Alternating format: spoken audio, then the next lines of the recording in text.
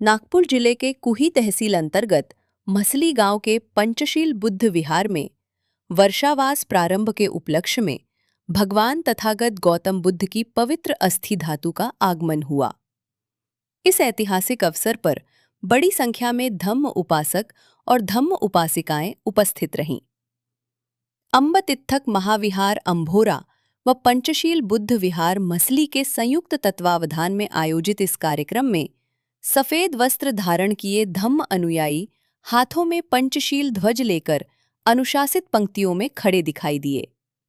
त्रिशरण, पंचशील और बुद्ध वंदना के बीच पूरे परिसर में धम्ममय वातावरण निर्मित हो गया। भगवान बुद्ध का तो ये आपको कहाँ से प्राप्त हुआ?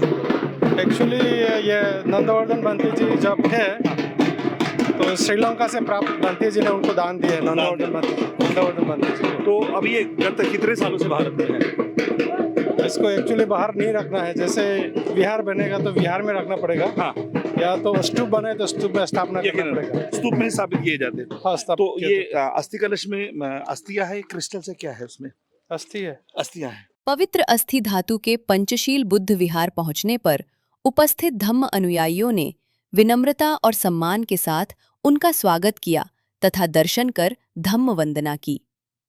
वर्षावास प्रारंभ का यह आयोजन श्रीलंका से प्राप्त 2020 फरवरी को फरवरी 2020 में प्राप्त हुआ। हाँ, पूज्यनीय भदंत नोगेगुड़ा सुधम्मा इनके द्वारा ये 2020 फरवरी को बुद्ध धातु श्रीलंका से प्राप्त हुआ। ये एयरपोर्ट से लाया गया था। इसे संरक्षित होकर अभी 26-27 साल हो गए हैं।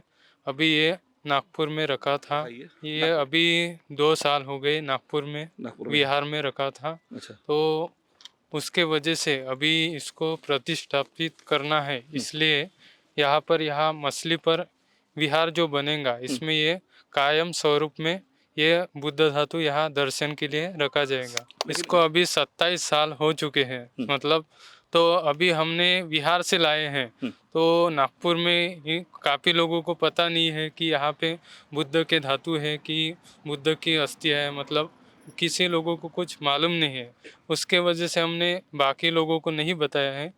जो लोग जानकार हैं, जो लोग धार्मिक आचरण करते हैं, उनको दर्शन के लिए यहाँ पर हमने बुद्ध विहार से नागपुर से यहाँ पर हमने दर्शन के लिए लाए हैं। वो पूर्णिमा के विशेष दिन, मतलब जिस दिन इसको लाया गया था, मतलब इसका जो आगमन हुआ था माघ पूर्णिमा, जैसे वैशिष्ट पूर्णिमा जो आएगी उसी दिन इसको खोला जाएगा और दर्शन किया जाएगा। बस उसके अलावा नहीं रहेगा, वैसा ही रहेगा जी। तथागत बुद्ध के धम्म, करुणा, मैत्री और प्रज्ञा के संदेश को समाज तक पहुंचाने का प्रेरणादायी माध्यम बना। इस कार्यक्रम की अध्यक्षता पूज्य डॉक्टर भदंत चिंचाल मेत्तानंद ने की। इस आयोजन को सफल बनाने के लिए पंचशील बुद्ध विहार समिति ने अथक परिश्रम किया। वहीं शरद चौर पगार के विशेष सहयोग सबको नमूदा जय सर। मेरा एकदम कुछ भी नहीं रहता है। मैं मेरा समाज के प्रति जो दायित्व वो निभा रहा हूँ।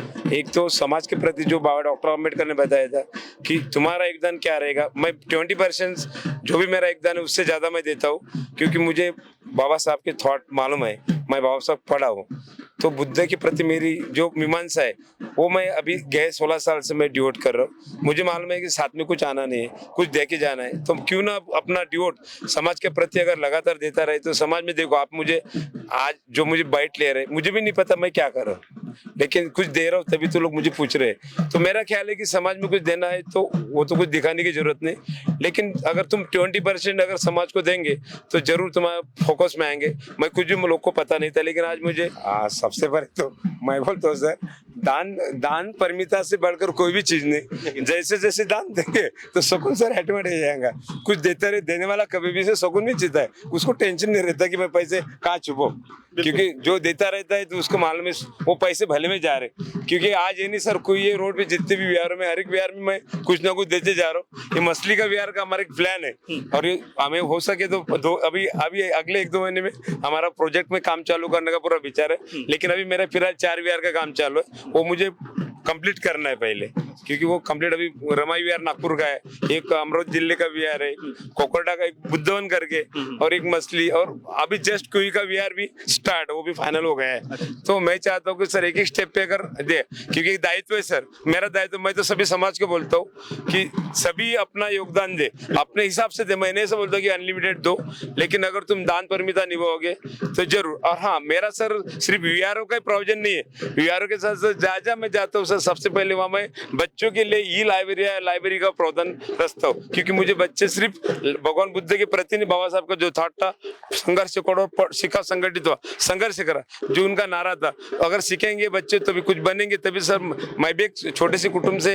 एक आया हूँ बंदा हूँ, आज मैं वेल सेटल हो गया, तभी तो सर दान परमिता कर सकता हूँ। सर हमारा तो सबसे पहला हमने सोचा है कि यहाँ जो अपना मऊ का जो पैटर्न है वो बनाए, और यहाँ ई लाइब्रेरी का प्लान तो है, क्योंकि ऑलरेडी यहाँ धम्मरत्न सर, यहाँ के संघरत्न सर जो ऑलरेडी बहुत एक्टिव पर्सन है, और ये गाँव भी एक्टिव पर्सन है। सिर्फ यहाँ लोक संख्या का अभाव क्यों मुझे समझ में नहीं आता, जब भी मैं आता हूँ यहाँ मुझे लोक संख्या बहुत कम दिखती है, वो क्यों बढ़ेगी, धीरे धीरे बढ़ेगी, लेकिन लोगों की जागृति होगी तो क्योंकि बढ़ेगी। ये स्पॉट अच्छा है, एक तो अम्बोरा या एक अपना अच्छा है, यहाँ भी एक वीआर बन रहा है, गवर्नमेंट प्रोजेक्ट से बन रहा है, अभी कोई 80 लाख करोड़ सीआर का बोल रहा है, कोई 15 सीआर का बोल रहा है, आई डोंट नो, पर मेरे ख्याल से यहाँ 80 करोड़ अपने को मंजूर हो चुके हैं, और वो भी काम है, उसके साथ भी मेरी वार्तालाप चालू है। तो मैं चाहता हूँ कि ये सबसे पहले आता है, अगर सभी मिलके अगर हमने वीआर का प्रावधान किया तो जल्दी जैसे एक अच्छी वास्तु शिल्प, और जो मेरा प्लान है लाइब्रेरी का, क्योंकि आजू बाजू में लाइब्रेरी नहीं है, कोई में अब ये प्लान हमने इंस्टॉल हुआ, तो इसमें बीच में 30 किलोमीटर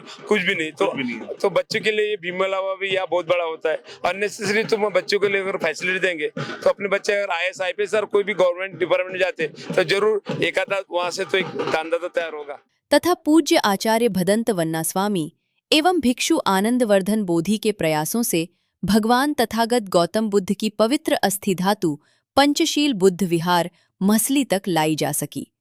कार्यक्रम में भिक्षु संघ, धम्म उपासक उपासिकाओं तथा विभिन्न क्षेत्रों से आए गणमान्य नागरिकों ने सहभागिता की। वर्षावास प्रारंभ के इस अवसर पर सभी ने धम्म साधना, मैत्री, करुणा और मानव कल्याण के मार्ग पर चलने का संकल्प व्यक्त किया। सबसे पहले यहाँ पे जो गोशे खुर्द पुनर्वसन हुआ है, तो हमारा पुराना गांव था मसली करके, वो गांव का पुनर्वसन यहाँ पे हुआ।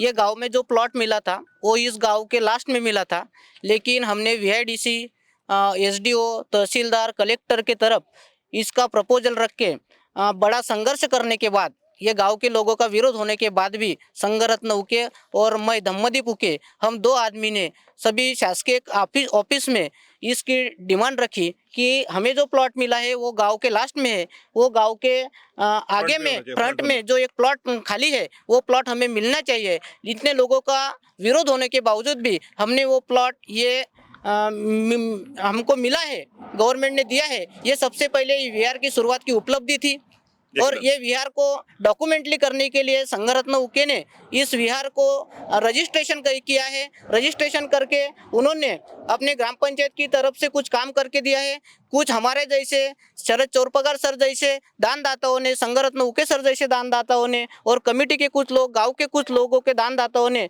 ये विहार को सहकार्य किया है। उसके पश्चात ये विहार का निर्माण हुआ है। अभी आगे का शरद सर ने जो बताया है कि मऊ जैसा पैटर्न यहाँ पे बनाना है, तो वो पैटर्न निश्चित फलदायी होगा। और इस विहार के निर्माण में अभी हमने इस विहार का पावित्र्य बढ़ाने के लिए ये पवित्र जो बुद्ध धातु है वो श्रीलंका से लाने के लिए जो हमारे गुरु थे आम्बोरा में रहने वाले पूज्य भदंत नंदवर्धन बोधि, मैं उनका सामने रहा हूँ 2 माह तक, और उसके ही प्रेरणा से हमें इस धर्म का जो फ्लो मिला है, इस धर्म का ज्ञान मिला है, इस धर्म के मार्ग के पथ पर चल रहा हूँ, ये उसकी ही प्रेरणा है। और जो एक कार्यक्रम का आयोजन किया है आनंदवर्धन बोधि ने, वो आनंदवर्धन बोधि भी उसके कायम स्वरूपी भिक्षु बन चुके हैं। हम दोनों ने मिलकर एक वार्तालाप की, और 2000 साल में जो नंदवर्धन बोधि ने, हमारे गुरु ने जो ये बुद्ध धातु लाए थे, हमने सोचा कि जो हमारे गुरु ने 26 साल पहले लाए थे, 26 साल के बाद हमने वो बुद्ध धातु फिर से अपने पास लिया है, और वो बुद्ध धातु यहाँ पे प्रतिष्ठापित करके इस विहार का इतना बड़ा महत्व रहेगा कि इस पूरे कुही तहसील में जिस विहार में बुद्ध धातु प्रतिष्ठित नहीं है, ऐसा एकमेव विहार मिलेगा जहाँ पे बुद्ध धातु प्रतिष्ठित रहेंगे। आंबोरा का विहार भी रहेगा, वहाँ पे वो आनंदवर्धन बोधि भी रहेंगे और यहाँ पर भी वो आनंदवर्धन बोधि की देखरेख रहेगी। उसके मार्गदर्शन में, शरद सर के मार्गदर्शन में ये विहार का कामकाज चलेगा।